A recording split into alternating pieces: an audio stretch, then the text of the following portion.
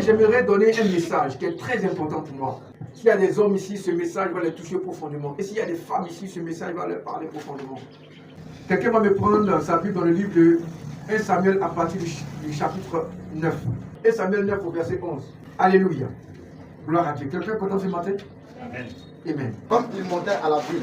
Comme il montait à la ville. Il rencontrait des jeunes filles. Il rencontrait des jeunes filles. Sorties pour puiser de l'eau. Sorties pour puiser de l'eau. Il leur dit. Il leur dit. Le voyant est-il ici? Le voyant est-il ici? Il leur répondit en disant. Et il leur répondit en disant. Oui. Oui. Il est devant toi. Il est devant toi. Mais. Va promptement. Va promptement.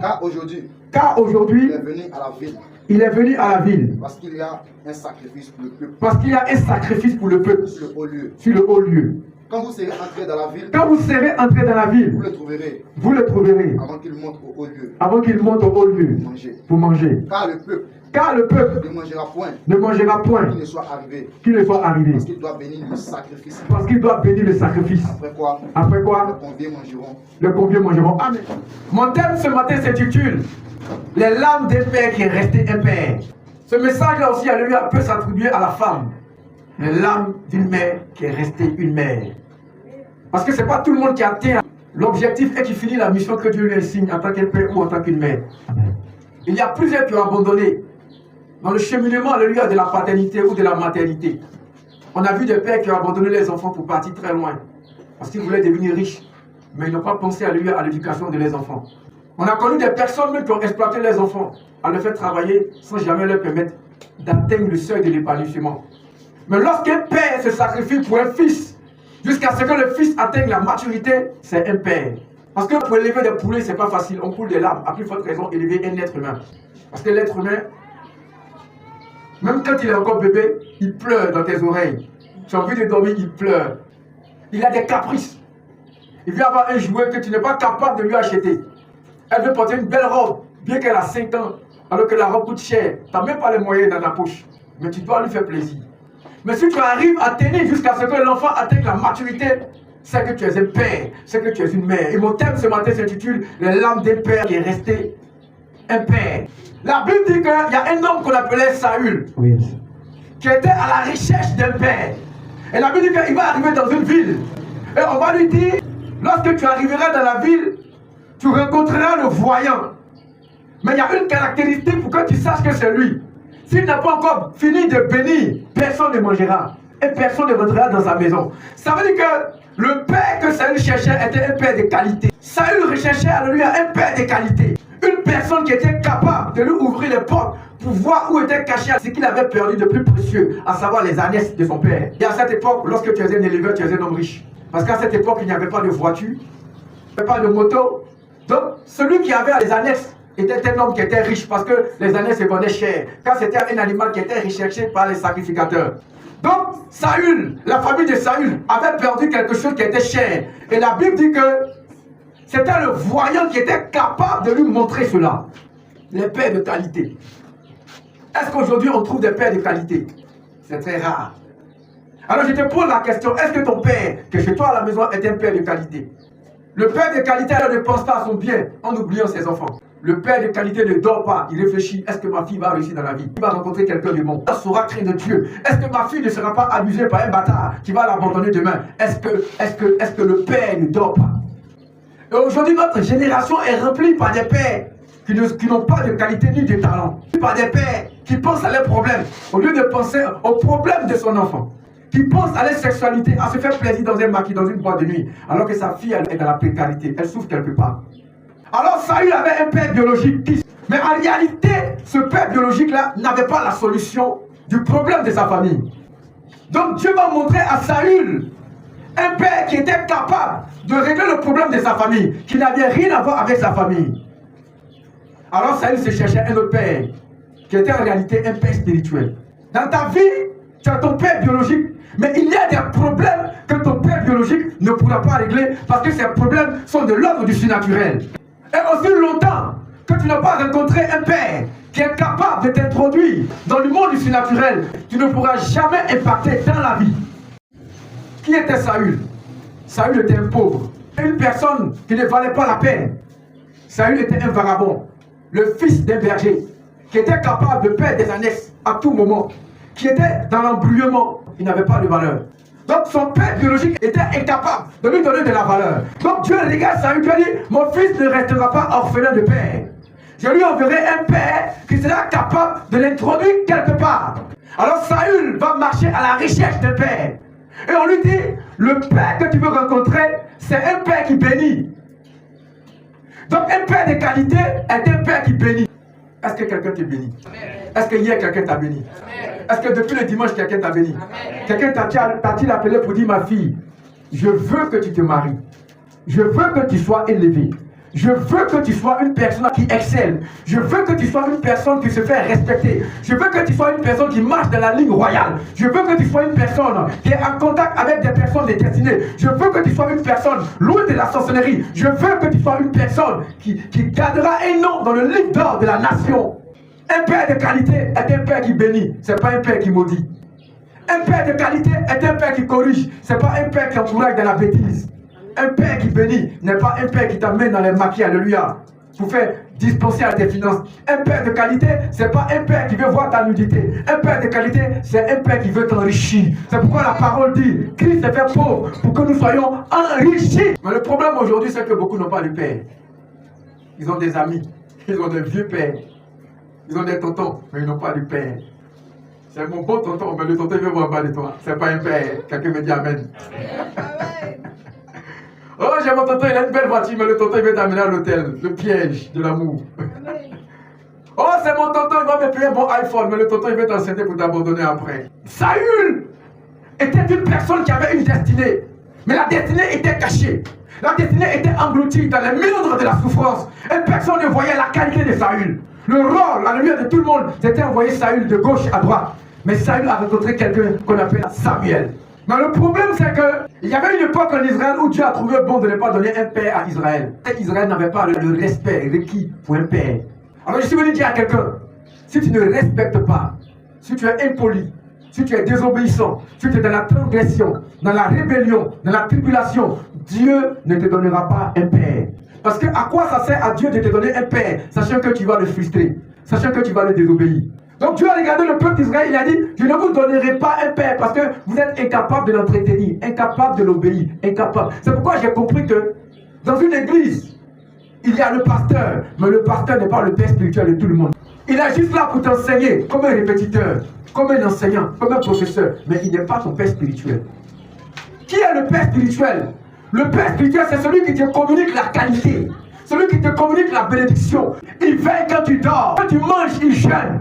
Quand tu es pauvre, il devient riche pour t'introduire la richesse. Quand tu es chrétien, il fait ton combat. Quand tout le monde te déteste, il t'aime. Quand tu es déshabillé, il vient te couvrir. Donc le Père spirituel, c'est celui qui est dans ta proximité, dans ton intimité, dans ta fraternité, dans ta paternité. Il est là, matin, midi et soir. Ça ne va pas, il est là. Ça va, il est là. Tu ne manges pas, il est là. Tu n'as rien, il est là. Tu es pauvre, il est là. Tu es laid, il est là. Tu as faute, il est là. On t'accuse, il est là. Tu es sorcier, il est là. Il ne regarde pas tes défauts. Tes défauts sont ses défauts. Il vient te corriger les défauts. Il prend le lieu à ta douleur pour que toi tu vis bien. Mais ce que je n'ai pas compris aujourd'hui, c'est que beaucoup de personnes n'ont pas le développement de la bénédiction parce qu'ils manquent de père. Le pasteur te donne de l'eau à boire, mais le père vient, il fabrique l'eau en vain, il te le donne. Donc le père a la révélation de tes talents. C'est le père qui sait où on doit te positionner, comment est-ce qu'on doit développer ce qui est en toi. Dieu lui donne la clé d'ouvrir les portes. C'est pourquoi quand Jésus a rencontré des vagabonds de la banlieue de Galilée, Jésus les a introduits dans une bénédiction. De pêcheurs de poissons, ils sont devenus pêcheurs d'hommes. Aaron était un vagabond près de Moïse. Mais lorsque Aaron a rencontré Moïse, Aaron a commencé à porter un vêtement sacerdotal. Il est devenu une autorité respectable et respectée. Est-ce que tu as un père dans ta vie?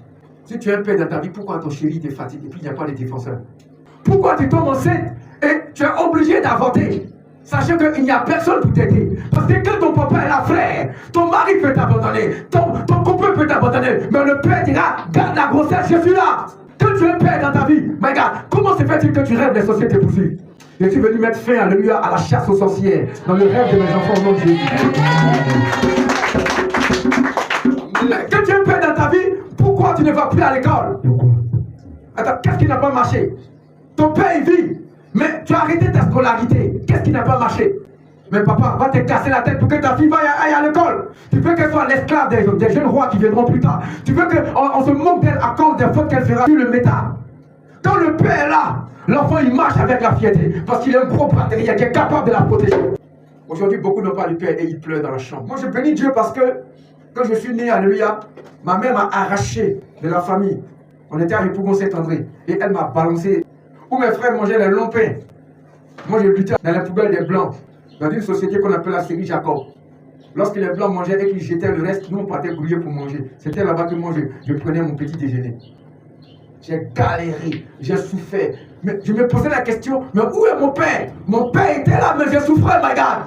J'ai connu les nuits blanches, j'ai connu ce qu'on appelle le vide émotionnel. J'étais devenu comme un monstre à l'intérieur de moi. Je n'avais que 8 ans. Je me posais la question, qu'ai-je fait de mal? Ma fille, tu n'as rien fait de mal. Le Seigneur veut te mettre à part pour te donner un père spécial. Amen. Quand il regarde ta vie, il voit réellement que quelqu'un a échoué dans ta vie. J'aurais voulu aller loin à l'école. J'ai écrit des livres. Je parle anglais. Je ne suis pas allé loin à l'école. Mais quelle est cette intelligence d'autodidacte que j'ai? Pourtant, s'il y avait un père, il pouvait me permettre d'aller loin à l'école. Et chacun de nous ont arrêté les études parce qu'il n'y a pas un père capable qui a su que tu as de la valeur. Et quand Dieu regarde cela, le Seigneur dit, ma fille ne restera pas orphelin. Si son père biologique a échoué, je lui enverrai un père spirituel. Je lui enverrai un Jean, un Luc, un Paul. Je lui enverrai un Nathan. Je lui enverrai un Samuel. Je lui enverrai un Abraham. Elle ne restera pas orphelin.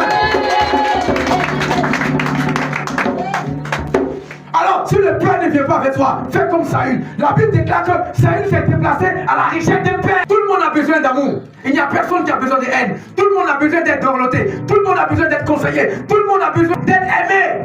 C'est un droit légal en tant qu'être humain. On doit t'aimer matin, midi et soir. Si ton mari ne veut pas t'aimer, si ton père ne veut pas t'aimer, Jésus enverra un père pour t'aimer, pour te donner de la valeur, une grâce royale qui vient du ciel. Alors pourquoi tu fuis l'église? Pourquoi tu fuis la parole de Dieu? Pourquoi tu fuis là où le Seigneur veut remplacer tout ce que le diable a mis dans ta vie qui est comme un virus? Pourquoi? Saül a dit, mon père a échoué. Je suis incapable. Mon père est incapable. On a perdu des annexes. C'est ce qu'on devait vendre pour que j'aille à l'école. Alors, je dois faire comme mon père, rester à la maison, dormir. Je dois faire comme mon père, adorer mes problèmes. Je dois faire comme mon père, regarder ma situation. Je ne veux pas, je m'en vais. À la richesse de quelqu'un qui est capable de parler au nom de Dieu. Jeune fille, tu as été obligée de sortir avec un homme. Parce que tu étais obligé. Tu n'avais pas les moyens pour t'acheter une robe. Pour t'acheter un beau tissage, pour t'acheter une belle montre. Tu étais obligé d'aller chez une camarade pour aller vivre chez elle. Parce que quelqu'un a échoué dans ta vie. Tu étais obligé d'arrêter les études très, très tôt. Parce que quelqu'un a échoué dans ta vie.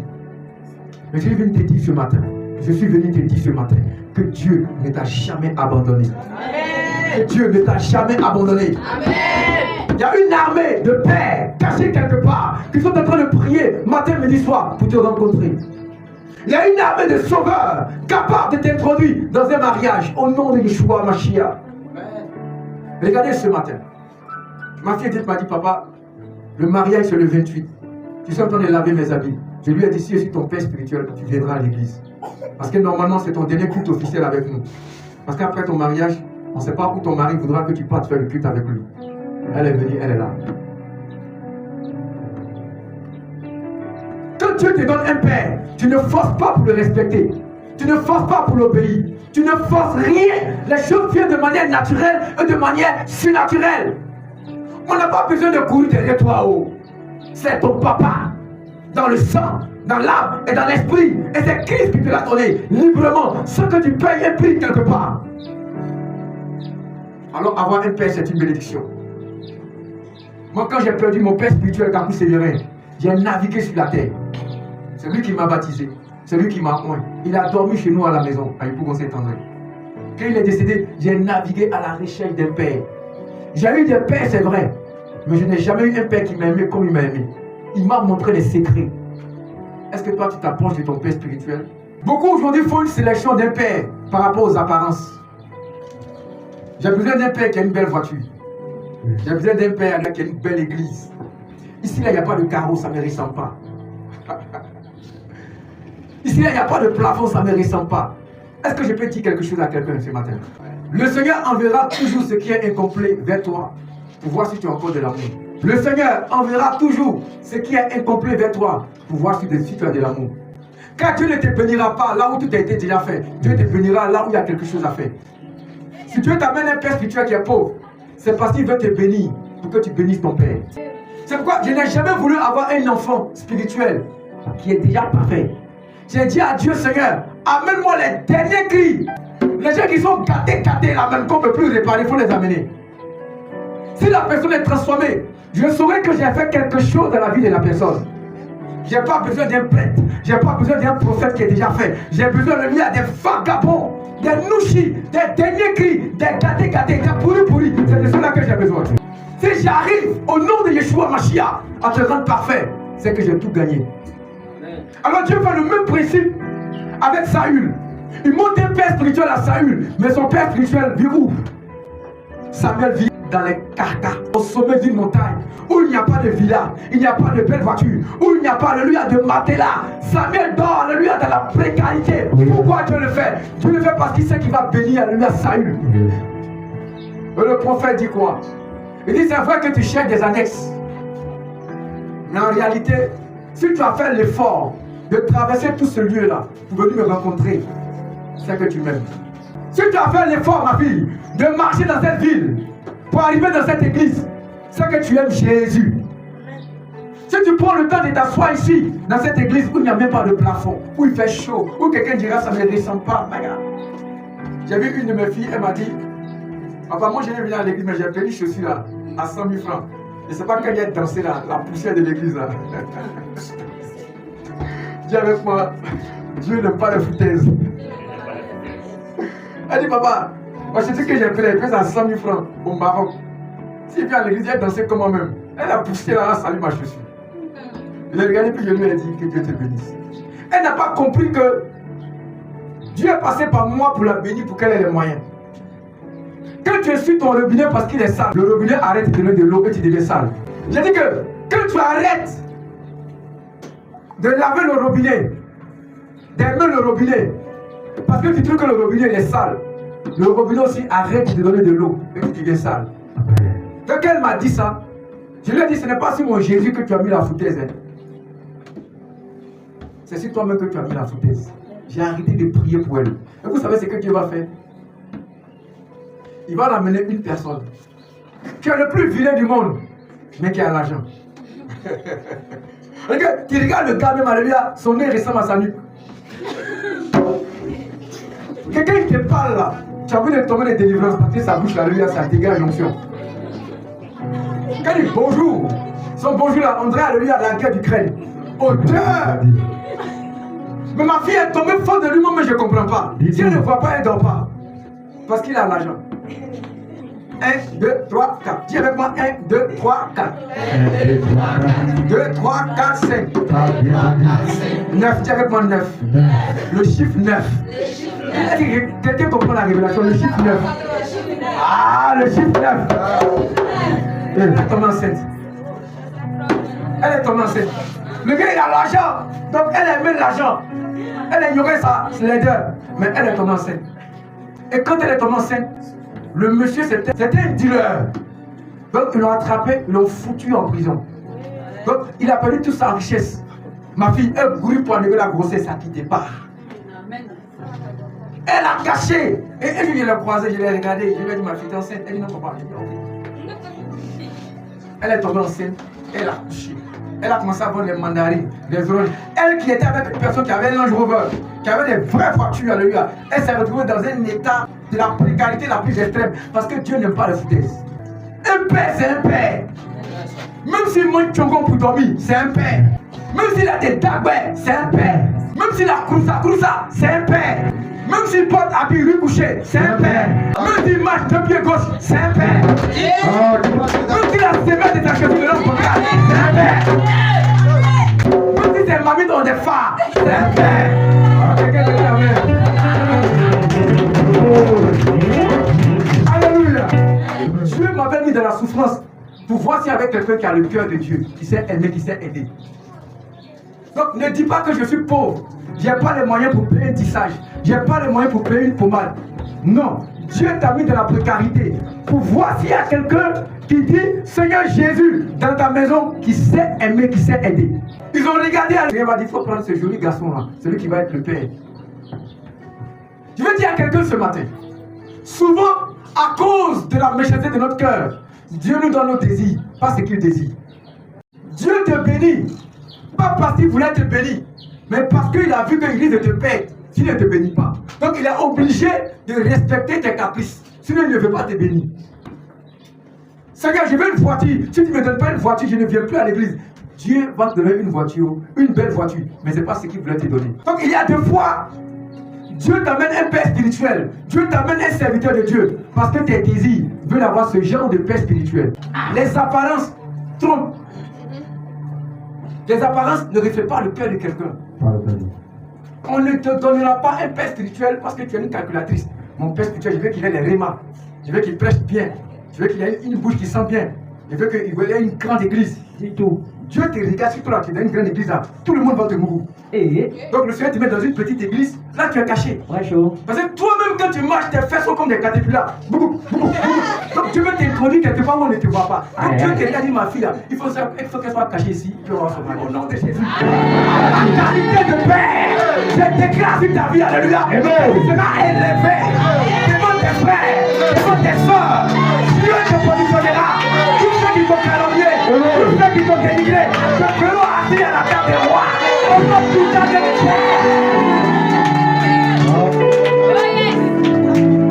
Dieu. Quelqu'un me dit amen.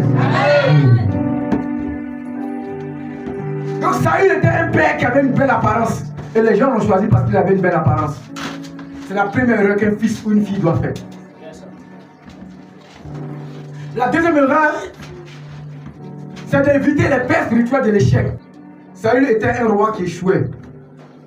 Dans toutes les guerres, il a échoué. Et finalement, il a commencé à devenir jaloux de David. Il y a des pères spirituels comme ça qui sont jaloux de leurs enfants. Des pères spirituels qui font la concurrence d'habits avec leurs enfants. Le pasteur, il est sapé, mais quand il voit un fidèle qui est sapé dans l'église, il est jaloux. Quand il prêche, c'est de la vie de son fils, il prêche. Saül était un fils de l'échec. La Bible dit qu'il a perdu les annexes. Il y a des gens comme ça, quand tu es avec eux dans leur alliance, tu ne fais qu'échouer. Pourquoi? Parce qu'ils ne prient pas pour toi, ils ne jeûnent pas pour toi, ils ne lisent pas la Bible pour toi, ils ne se forment pas pour toi. Un père doit se recycler intellectuellement, bibliquement, théologiquement. À chaque fois, il doit chercher des secrets pour voir comment bénir son enfant. Et je vous ai dit que cette année, c'est l'année du mariage. Amen. Si tu n'as pas compris ça, c'est que tu n'as pas ma vie spirituelle. Je dis que cette année, c'est l'année du mariage. Si quelqu'un t'a négligé, je l'arrache et j'amène quelqu'un de bon au nom de Jésus. Cette année, tu seras élevé. Cette année, tu seras positionné. J'arrête tous les plaisanteries de ta vie. J'arrête les personnes qui te font croire qu'ils vont t'aider, qui ne t'aident pas. J'arrête, alléluia, les prometteurs qui te promettent, mais ça ne se réalise jamais. J'amène quelqu'un de bon dans ta vie. De tes orteils jusqu'à ta tête. Dieu te donne le vêtement du mariage. Dieu te donne le vêtement de la bénédiction. Dieu te donne le vêtement de la grâce. Au nom du Des pères qui échouent. Il échoue. Il échoue. Il échoue. Il échoue. Il échoue. Il échoue. Il échoue. Il échoue. Il échoue. Mais il est dans ta vie. Papa, tu dois savoir ce qui se passe. Donc Jésus était quelqu'un qui partait toujours sur la montagne pour s'instruire, pour venir instruire ses enfants. Tous les prophètes qu'on a connus dans la Bible partaient sur la montagne pour s'instruire. Et l'enfant aussi prenait cela comme un exemple. Maintenant, toi, je te pose la question. À chaque fois, ton père spirituel que je suis prend le temps pour s'instruire. Toi, tu fais quoi? Dieu t'aime, je te dis la vérité. Il a des grands projets pour toi. Il y a quelqu'un qui te fait traîner dans la vie. Dieu a réservé un roi quelque part qui est en train de prier pour te rencontrer. Tu ne pourras jamais le voir s'il n'y a personne pour t'orienter, pour t'indiquer qu'il y a le mandat du Seigneur sur ta vie. Regarde cette beauté que tu as. Tu es en train de la gaspiller dans le présent. Alors que le futur te réserve quelque chose de royal. Mais si tu as tout enlevé les bénédictions sur ta vie maintenant, demain tu seras comment? Tu seras un vampire parce que tu n'auras plus de qualité. Arrête, ma fille. Dieu t'a donné un père pour que tu sois béni. Et le peuple d'Israël voulait forcément un père. Ça veut dire que la nécessité d'avoir un père est importante. Il y a des choses que nous on peut faire que ton papa ne peut pas faire. Dis-moi avec fort. Amen. Moi je peux prier pour toi pendant une semaine. Ton papa ne peut pas faire ça. Il n'a pas reçu ce mandat-là. Il peut se sacrifier pour toi, mais c'est dans le contexte physique, pas le contexte spirituel. Parce que Dieu ne l'a pas point comme un sacrificateur. Nous sommes des sacrificateurs. Nous travaillons l'âme et l'esprit. Le corps, ce n'est pas notre problème. Mais nous le faisons aussi parce que Dieu nous a donné le mandat d'aider dans l'humanité. Parce qu'il a partagé le pain et le poisson dans le désert. Il a donné son sang qui est une nourriture et le pain qui est une nourriture à lui sur la table pascale. Donc nous pouvons le faire aussi. Mais ce n'est pas notre priorité. Ce n'est pas notre priorité. Mais nous le faisons parce que nous sommes des pères. J'ai tellement de choses à dire sur la paternité que c'est énorme. Dis-moi amen fort. Amen. Alléluia. Alors on va se tenir debout, je vais faire une prière. Je ne sais pas quel est le problème que tu as. Je ne sais pas quel est l'objet de la trahison que tu vis. Je ne sais pas qui t'a déjà frustré. Mais en tant que père spirituel, ici, lui demander pardon à quelqu'un en ce jour exceptionnel. Que ce soit sur les réseaux sociaux, que ce soit de manière physique. Je demande pardon à quelqu'un. Nous sommes aussi des êtres humains. On a 2 bras, on n'a pas 4 bras. On a une bouche devant, on n'a pas une bouche derrière. Alléluia. On a aussi des limitations. Si le feu te brûle, le feu nous brûle aussi. Souvent, on nous voit comme des super hommes. Et on veut que nous soyons partout. On ne peut pas être partout. Je peux venir chez toi aujourd'hui quand tu es malade. Demain, si tu es malade, je peux ne pas venir parce que je suis malade. Et il y a beaucoup de personnes qui nous accusent trop. Pourtant, nous sommes aussi, alléluia, vos enfants. Donc, je demande pardon à quelqu'un s'il a été touché par ma manière de faire ou par ma manière d'être. Je suis en train d'apprendre aussi Dieu comme vous. Quelqu'un me dit amen. Amen. Je bénis Dieu pour toutes les personnes qui sont venues pour la première fois ici. Ici, c'est la maison de Jésus. C'est le lieu où nous préparons les âmes pour le royaume des cieux et pour régner, alléluia, sur la terre des hommes. J'aimerais dire à une femme que dans la vie, il y a des rencontres qu'on n'efface pas. Je répète encore, dans la vie, il y a des rencontres qu'on n'efface pas. Je répète encore, dans la vie, il y a des rencontres qu'on n'efface pas. Il y a des rencontres qu'on n'efface pas, qu'on ne bloque pas. Il y a des rencontres qu'on garde. Pourquoi? Parce que ces rencontres-là ont été envoyées par le Seigneur. La personne peut avoir un comportement bizarre, mais il y a quelque chose que tu dois avoir avant de le quitter. Ça peut être ton mariage, ça peut être ton voyage, ça peut être ta guérison, ça peut être ta transformation. Et il y a beaucoup de personnes comme ça, en abandonnant des gens surnaturels, ont laissé leur mariage dans le passé, leur voyage dans le passé, les diplômes dans le passé. Et dans le présent, ils disent Seigneur, aide-moi. Mais Dieu ne le fera pas parce que tu as laissé dans le passé. Alors je suis venu vous bénir en ce jour au nom de Jésus. Amen. Je suis venu, alléluia, tisser une alliance de paternité au nom de Jésus dans votre vie. Amen. Arrêtez de pleurer, arrêtez de dire que vous n'avez pas de papa. Dieu a mis des pères spirituels dans toutes les églises pour vous. Il peut être vilain, comme un ouragan, mais c'est un père. Il peut être pauvre, mais c'est un père. Quand tu es malade, il sera là. Quand tu échoues, il est là. Quand tu réussis, il est là. Amen. Seigneur, je bénis tes enfants pour cet enseignement. Que toute la gloire te soit rendue. Dans le nom puissant de Jésus-Christ. Amen. Si ce message de Jésus-Christ vous a plu, n'oubliez pas d'appeler l'homme de Dieu pour un entretien ou de soutenir la mission des églises Messie de Côte d'Ivoire et le ministère de l'apôtre Alex Melchisedec au plus 225 07 07 39 66 22, un numéro Orange Money ou Wave. Que la grâce de Dieu vous localise dans le nom puissant de Jésus-Christ de Nazareth et que ce message vous permette d'avoir de bons amis dans ce monde en pleine détresse aujourd'hui. Shalom.